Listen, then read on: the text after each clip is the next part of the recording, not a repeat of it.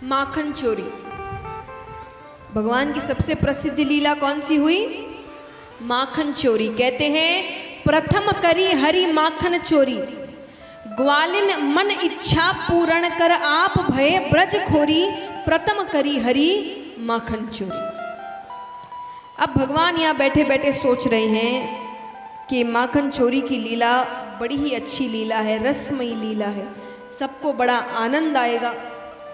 लेकिन इस लीला का आनंद यशोदा मैया कभी नहीं ले पाएगी।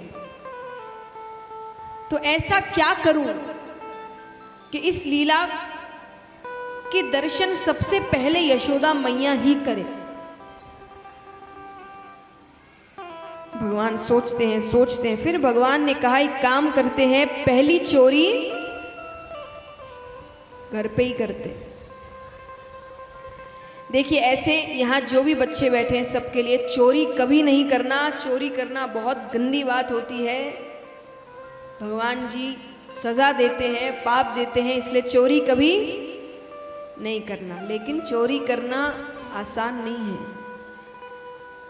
एक अच्छा चोर मतलब कोई बहुत समझदार होता है, वही होता है। क्योंकि अच्छा चोर माने जब पकड़ा ना जाए, पकड़ा गया फिर क्या चोर। तो भगवान कहे कि अगर मैं चोरी करने जाऊं और मैं पकड़ा जाऊं तो लोग तो यही कहेंगे ना कि चोरी जब करनी आती ही नहीं तो करी क्यों। तो भगवान कहते हैं घर में पक्को हो ये कि बाहर करने जाऊं। तो भगवान पहले अपने ही घर में माखन चुरा रहे हैं। तो भगवान माखन का एक कमरा होता था उस वक्त, क्योंकि माखन का काम होता था। तो माखन के कमरे में जाते हैं, एक हांडी अपने पास खींचते हैं, हाथ अंदर डालते हैं, नवनीत निकालते हैं, यानी माखन का गोला नवनीत निकालते हैं। भोग लगाने ही वाले हैं कि भगवान के ठीक सामने एक कांच पड़ा हुआ है, यानी दर्पण, जिसमें हम खुद को देखते हैं। अच्छा एक बात, भगवान ने आज तक दर्पण कभी देखा ही नहीं। उनको नहीं पता कि कांच क्या होता है, प्रतिबिंब क्या होता है। और जिसने दर्पण नहीं देखा उसने शायद खुद को ही नहीं देखा। आजकल फोन इत्यादि हो गए, पहले थोड़ी थे कि फोटो खींच ले और पता चल जाए। तो जिसने दर्पण नहीं देखा उसने खुद को ही नहीं देखा। तो यहाँ पर भगवान ने दर्पण कभी नहीं देखा। तो जैसे ही वो दर्पण सामने देखकर भगवान ने अपना हाथ तुरंत पीछे कर दिया। भगवान कहते अच्छा ये माता बड़ी होशियार है। माता ने माखन की रखवारी के खातिर एक छोरो पहले से ही खड़ो रखो है,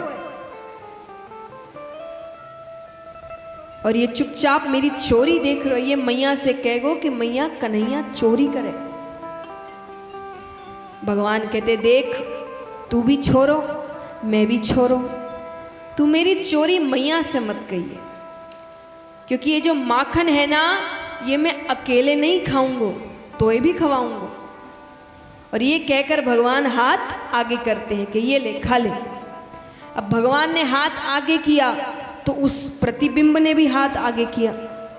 भगवान के हाथ में माखन तो उसके हाथ में भी माखन।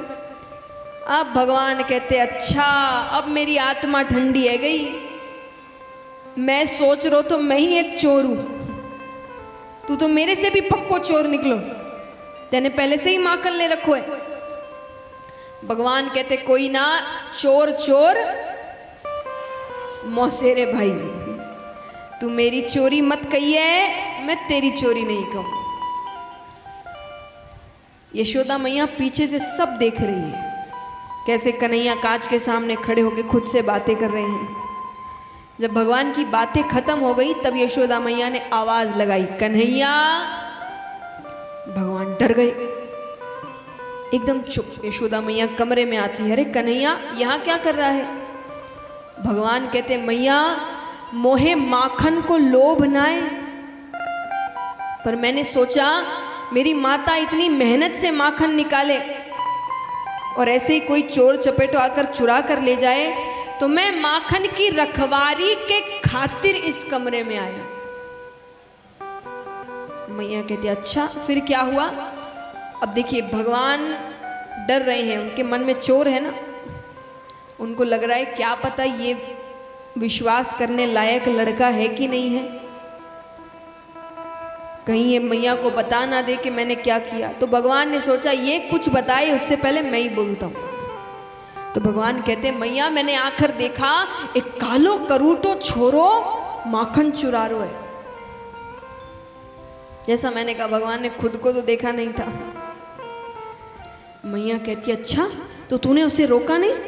भगवान कहते मैया मैंने रोका, मैंने उससे बोला तू क्यों चोरी करे, तू मैया से माखन मांग ले। मैया कहती तो उसने क्या कहा। भगवान कहते मैया मैंने उसे इतना समझाया लेकिन मैं नंदराय को छोड़ो, यो मेरो घर है, मेरे घर में वो मोकू ही आंख दिखाए।